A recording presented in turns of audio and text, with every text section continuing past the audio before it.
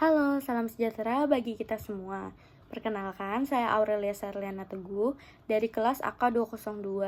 Hari ini saya akan mempresentasikan apa yang telah saya pelajari pada mata kuliah Statistika, Ekonomi, dan Bisnis, yaitu tentang probabilitas, yang mendefinisikan probabilitas sebagai suatu ukuran tentang kemungkinan suatu peristiwa akan terjadi di masa mendatang. Probabilitas dinyatakan antara 0 sampai 1 atau dalam persentase. Probabilitas sangat berguna untuk pengambilan keputusan yang tepat karena kehidupan di dunia tidak ada kepastian sehingga diperlukan untuk mengetahui berapa besar probabilitas suatu peristiwa akan terjadi. Probabilitas dinyatakan dalam angka pecahan antara 0 sampai 1 ataupun dalam persentase. Probabilitas yaitu ada percobaan, ruang sampel, titik sampel, dan peristiwa. Pada percobaan, pengamatan terhadap beberapa aktivitas atau proses pelaksanaan observasi yang memungkinkan timbulnya paling sedikit dua peristiwa tanpa memperhatikan peristiwa mana yang akan terjadi. Ruang sampel, himpunan semua hasil yang mungkin terjadi pada suatu percobaan. Titik sampel, setiap anggota dari ruang sampel. Peristiwa, himpunan bagian dari ruang sampel pada suatu percobaan atau hasil percobaan. Pendekatan klasik. Menurut pendekatan klasik, probabilitas diartikan sebagai hasil bagi dari banyaknya peristiwa yang dimaksud dengan seluruh peristiwa yang mungkin. Menurut pendekatan klasik, probabilitas dirumuskan probabilitas suatu peristiwa sama dengan jumlah peristiwa yang terjadi dibagi jumlah total kemungkinan hasil. Contoh pendekatan klasik. Dari hasil penelitian diketahui bahwa 5 orang karyawan akan terserang flu pada musim dingin. Apabila lokakarya diadakan di puncak, berapa probabilitas terjadi satu orang sakit flu dari 400 karyawan yang ikut serta? Nah, berikut rumusnya yang tadi. Jawabannya itu berarti 5 dibagi 400. Jawabannya 0,0125. Pendekatan relatif. Besarnya probabilitas suatu peristiwa tidak dianggap sama, tetapi tergantung pada beberapa banyak suatu peristiwa terjadi dari keseluruhan percobaan atau kegiatan yang dilakukan. Probabilitas dalam dinyatakan sebagai berikut. Probabilitas suatu peristiwa sama dengan jumlah peristiwa yang terjadi dibagi jumlah total percobaan. Contohnya, pelamar pekerjaan terdiri dari 10 orang pria A dan 15 orang wanita B. Jika yang diterima hanya satu, berapa peluang bahwa ia merupakan wanita? Jadinya 10 dibagi 10 tambah 5 sama dengan 3/5 atau sama dengan 0,6. Pendekatan subjektif. Berdasarkan suatu probabilitas didasarkan pada penilaian pribadi dan dinyatakan dalam derajat kepercayaan. Penilaian subjektif diberikan terlalu sedikit atau tidak ada informasi yang diperoleh dan berdasarkan keyakinan. Contoh, menanyakan kepada penggemar New York Yankees sebelum musim bisbol dimulai tentang peluang New York memenangkan World Series.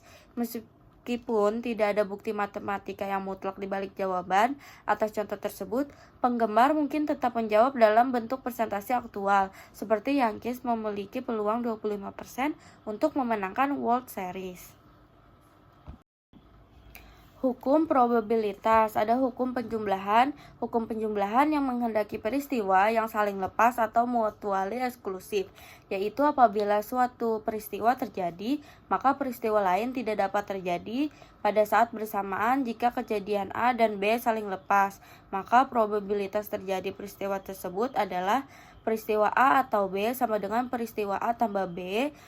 Peristiwa A dan B sama dengan peristiwa A plus peristiwa B. Contohnya, bila sebuah dadu dilemparkan, tentukan probabilitas A. Peristiwa mata dadu 4 muncul, B. Peristiwa mata dadu lebih kecil dari 3 muncul. Peristiwa A sama dengan 1/6, peristiwa B sama dengan 2/6. Jadi peristiwa A atau B sama dengan peristiwa A tambah B sama dengan 1/6 ditambah 2/6 dikali 3/6 sama dengan 1/2. peristiwa atau kejadian bersama. Peristiwa atau kejadian bersama non-mutually exclusive joint, yaitu dua peristiwa atau lebih dapat terjadi bersama-sama, tetapi tidak selalu bersama. Probabilitas peristiwa atau kejadian bersama dirumuskan sebagai berikut. Berikut adalah contohnya. Hukum perkalian, dua peristiwa atau kejadian yang saling bebas. Dua peristiwa atau kejadian yang saling bebas, independent event, artinya terjadinya suatu kejadian atau peristiwa tidak mempengaruhi probabilitas terjadi pada peristiwa lain. Dua peristiwa atau kejadian yang saling bebas independen dinyatakan sebagai berikut. Contoh, sebuah mata uang logam dan sebuah dadu dilemparkan satu kali secara bersamaan. Tentukan probabilitas muncul sisi muka pada uang logam dan mata 4 pada dadu. Teorema Bayes. Teorema Bayes juga dikenal sebagai aturan Bayes, adalah rumus matematika yang digunakan untuk menentukan probabilitas bersyarat dari suatu peristiwa. Ketika peristiwa A adalah variabel biner, dalam hal seperti itu teorema disebutkan dinyatakan dengan cara berikut. Berikut adalah contohnya. Bayangkan Anda adalah seorang analis keuangan di sebuah bank investasi. Menurut penelitian Anda terhadap perusahaan-perusahaan yang menjanjikan secara publik 60% dari perusahaan-perusahaan yang meningkatkan harga saham mereka lebih dari 5% dalam 3 tahun. Terakhir mengganti CEO mereka selama periode tersebut. Pada saat yang sama, hanya 35% perusahaan yang tidak menaikkan harga sahamnya lebih dari 5% dalam periode yang sama mengganti CEO.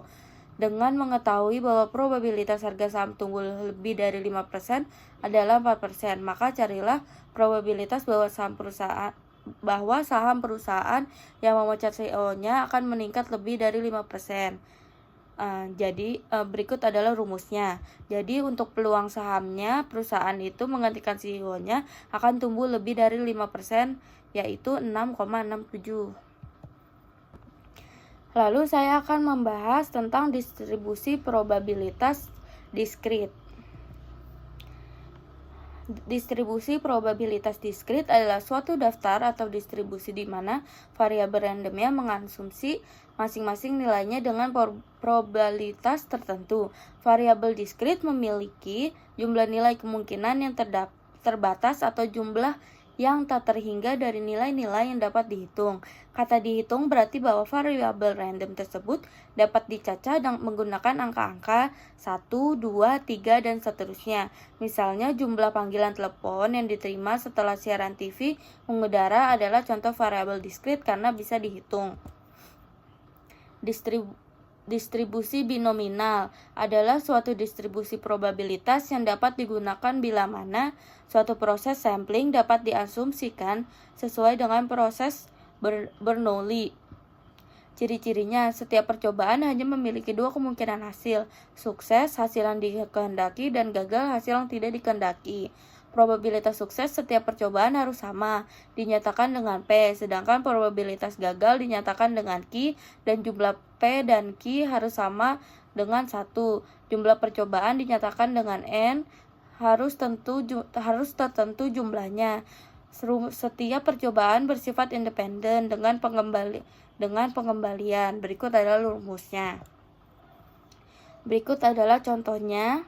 Seorang kepala produksi mengatakan bahwa terdapat 20% produk rusak.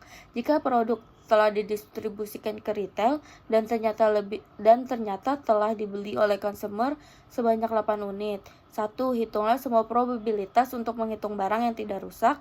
Buatlah probabilitas kumulatif yang ketiga berupa probabilitas dan 8 unit yang telah terbeli konsumer terdapat 5 barang yang rusak.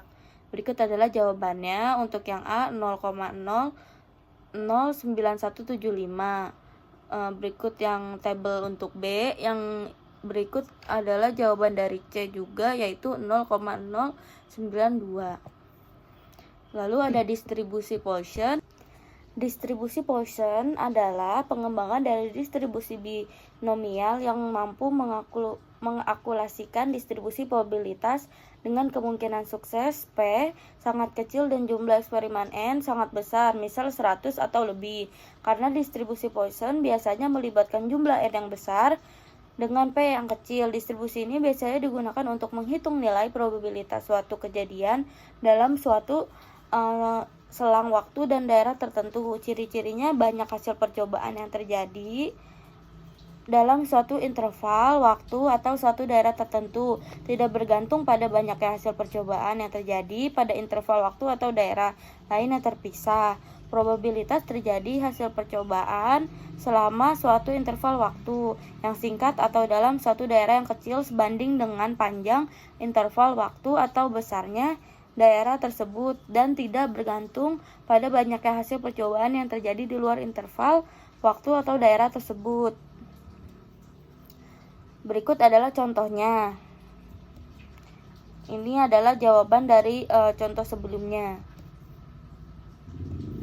Terima kasih. Mohon maaf apabila ada kesalahan kata. Saya tutup presentasi hari ini. Terima kasih.